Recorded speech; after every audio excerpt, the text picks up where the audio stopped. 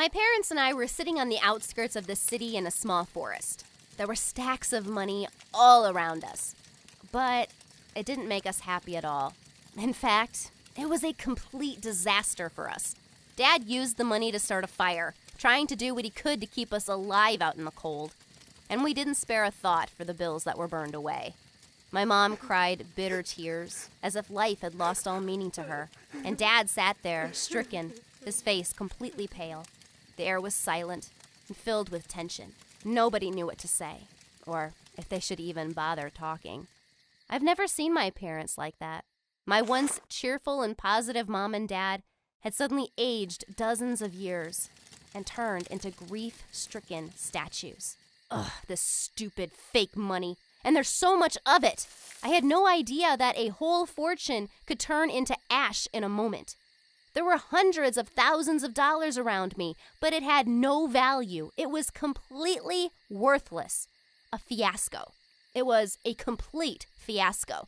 It was absolutely unbelievable. And the worst part was that now we have no roof over our heads. It's all because of this that we're forced to huddle around this fire in this godforsaken wilderness. Just yesterday, we were living in our very nice house that we were hoping to trade for a more spacious place to live. But now, we're in a tough spot and fighting just to survive. I really hope that this nightmare will end soon, and we'll find some way out. I hope, don't really believe, that there's a way out, because our situation is really a total disaster. My name is Sandra, and recently my parents and I sold our beloved house for a whole bunch of counterfeit money.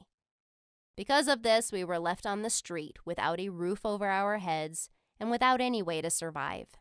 Everything changed so suddenly that we had no idea how we ended up in the middle of this nightmare, or how to get out of it. Now I'll tell you how we got here.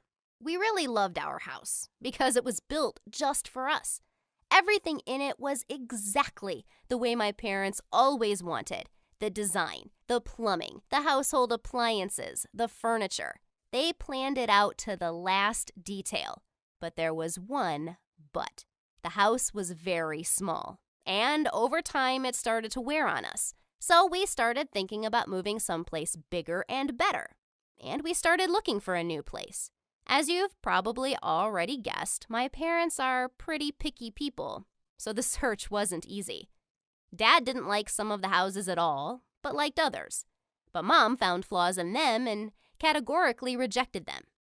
I didn't care. I just watched the whole back and forth. Although sometimes I did think they could find something a little bit faster than this, as I got tired of waiting for the move.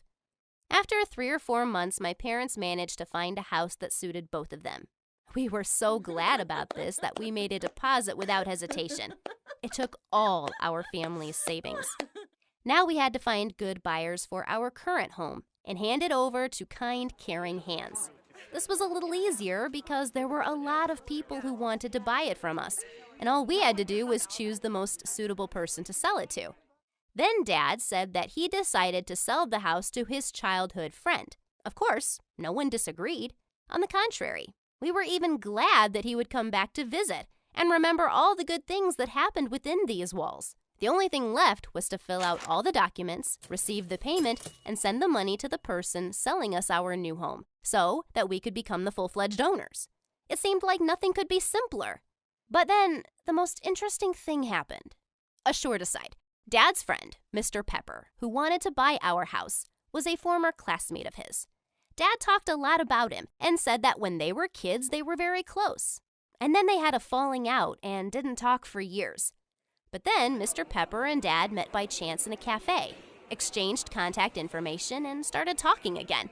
And when my father's friend found out about our house going up for sale, he asked us not to give it to anyone except him, and even offered a very favorable price that was slightly higher than what other people were offering. And now for the rub. The deal took place quite quickly. Mr. Pepper wanted to become the owner of our house as soon as possible and was constantly trying to rush us. On top of that, he categorically refused a bank transfer and insisted on paying in cash. Well, the buyer is always right. Cash is cash. Nobody expected a trick. especially since we checked part of the money at the bank during the transaction. Then something interesting happened. Mr. Pepper, his 2 adult sons, my parents, and I went to the cafe to celebrate the successful closing of the deal. In the middle of everything, no one even thought about putting the case with the money in it in a safe place. We were alone in the cafe, and the case was always next to the table. At some point, apparently because they were so happy, Mr. Pepper and his sons decided to dance, and my parents and I watched. They skillfully did somersaults during the dances and briskly bounced around the cafe. They were a family of acrobats. I never would have thought. Without a doubt, their performance was worthy of praise. However, once they finished dancing, they abruptly left the cafe, saying that they had completely forgotten about some important business they had to see to. We weren't on our guard at all, so we calmly finished the food and drinks we ordered, and then taking our briefcase, we went to collect our things from the house, which we had to vacate within 3 days. And while my mother and I were busy packing, my father went to the bank to put all the money in our account and transfer it to the account of the seller of our new house. We looked forward to a quick move and feeling positive. Each of us was sure that nothing and no one could stop us. We had no idea that we had only a few happy hours left. Soon after he left, Dad called Mom. At first, he was dead silent on the phone. He just breathed heavily for a bit, and then he said, "They're fakes. Every single bill is fake. We're bankrupt." These words came so completely out of the blue that my mom was speechless and couldn't believe what she heard, and then she called a taxi and went to meet up with Dad. That day was the darkest in the life of our family. Actually, no. It was just the first day of hopeless horror and despair. In the following days, nothing got better, and we saw no way out. My parents wrote a statement to the police, and they even took up our case. But nothing came of it. After 3 days, we were asked to leave our house. Not by Mr. Pepper, though, since he stopped talking to us altogether, but his attorney. And we had no choice but to go. We found ourselves on the street with a case of counterfeit bills and a couple of suitcases of things. I was terrified.